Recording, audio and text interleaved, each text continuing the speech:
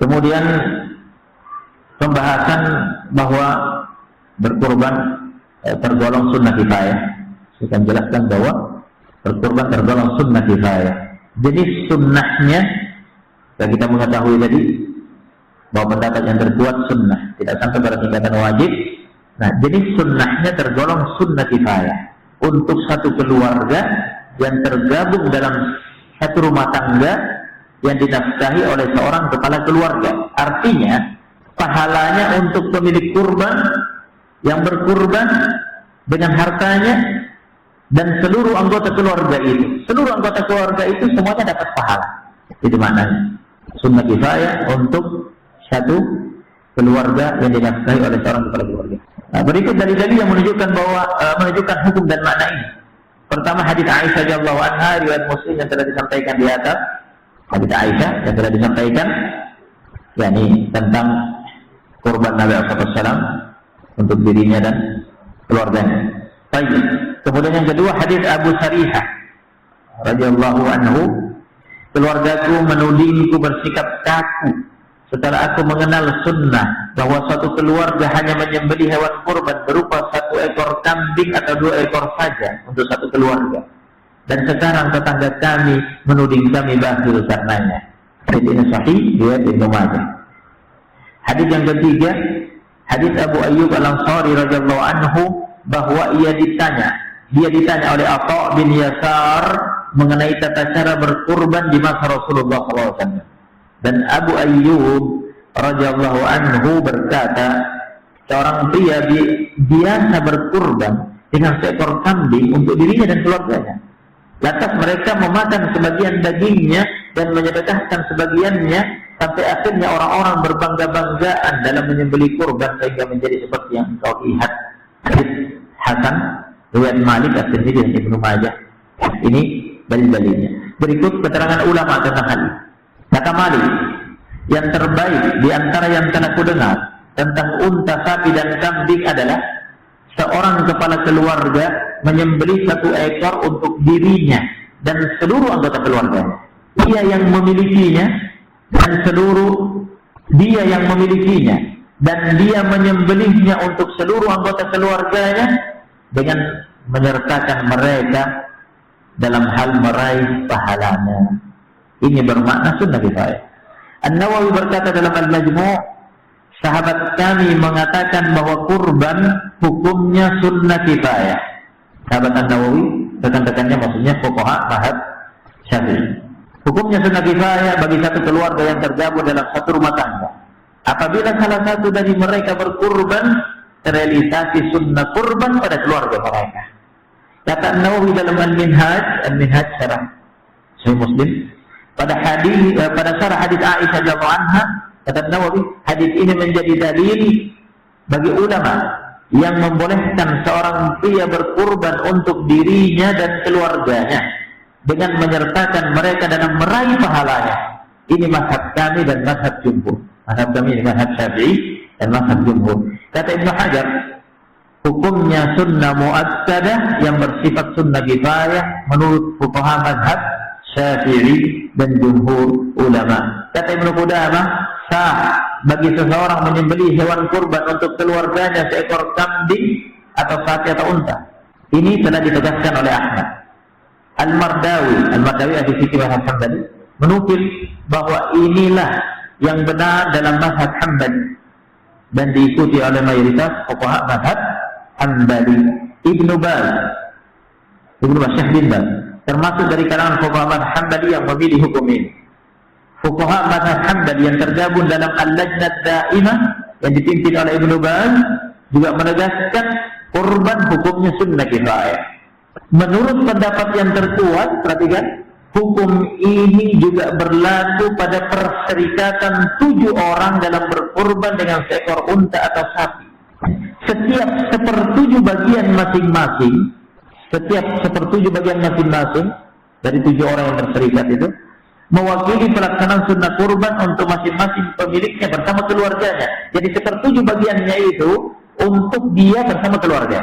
Dia bersama keluarganya dapat pahala dari 1/7 bagian ini.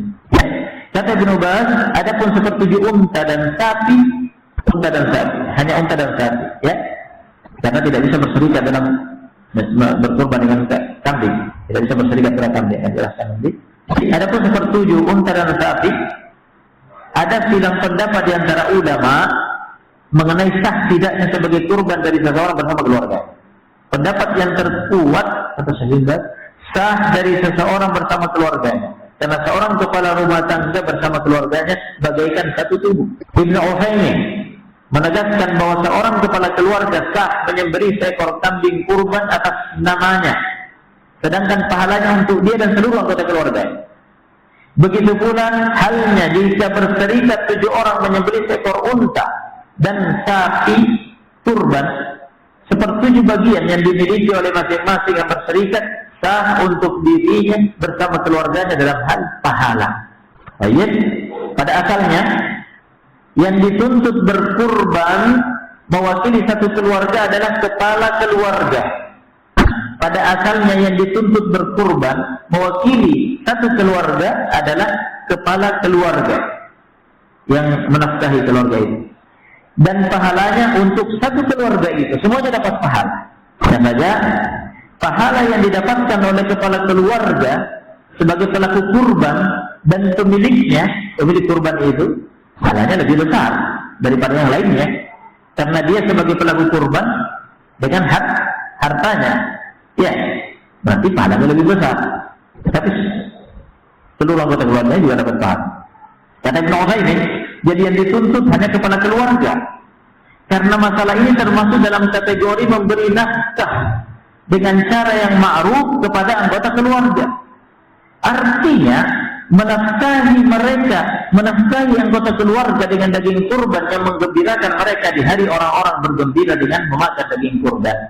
Difahami bahwa kata Ibnu Utsaimin ini termasuk memberi nafkah kepada anggota keluarga dengan cara yang ma'ruf. Jadi menafkahi mereka dengan daging kurban.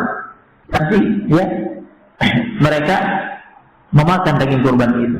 Apabila kepala keluarga yang menafkahi tidak punya dana untuk berkurban, sementara istri atau salah satu anggota keluarga lainnya ada yang punya dana untuk berkurban, kurban atas namanya sebagai pelaku dan pemilik kurban sah dalam mewakili satu keluarga tersebut. Misalkan sang ayah sebagai kepala keluarga, ya, dia tidak punya dana, istrinya ada.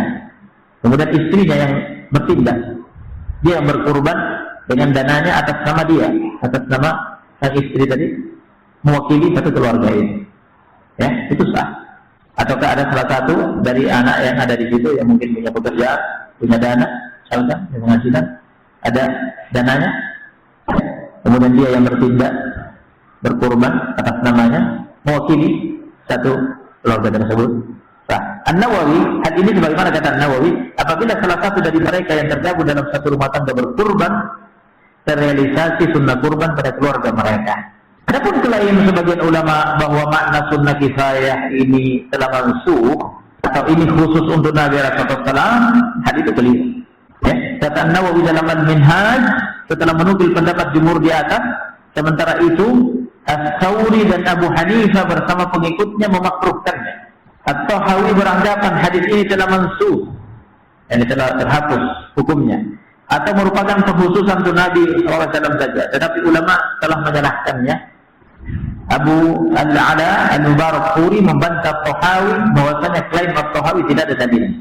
Nah, jadi klaim yang mengatakan bahwa penyembelihan korban tersebut yang mewakili satu keluarga itu sudah mansuh, maka ini klaim yang salah, ya, yang dibantah di sini.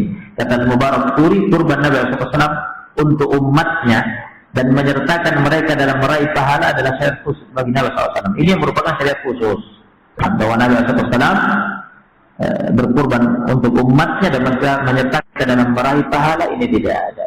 Yang ada seorang berkurban untuk dirinya bersama keluarganya, ini hukum ini berlaku. Ini tidak musuh sunnah kifayah. Jelas? Barakallahu fikum.